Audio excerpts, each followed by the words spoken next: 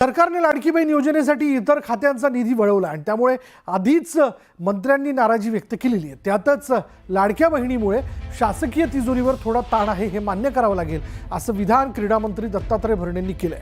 लाडक्या बहिणींमुळे तिजोरीवर ताण असल्यानं थोडी पत्र द्यायची कमी करा असंही भरणे म्हणाले। इंदापूरमध्ये राज्यमंत्री माधुरी मिसाळ यांचा भव्य नागरी सन्मान सोहळा होता आणि त्या सोहळ्यात ते बोलत होते।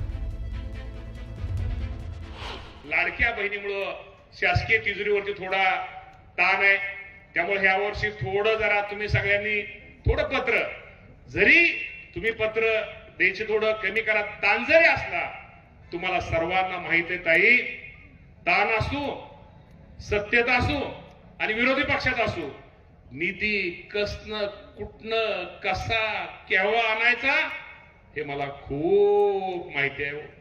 त्यामुळे इंदापूर कराडो तुम्ही काळजी करू नका।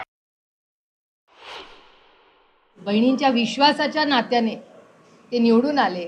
आज त्याच बहिणींवर आज ते आरोप करतात की त्या योजनेमुळे आम्हाला आज अडचणी होत आहेत। म्हणजे आज बहिणींवर हा आरोप केलाय।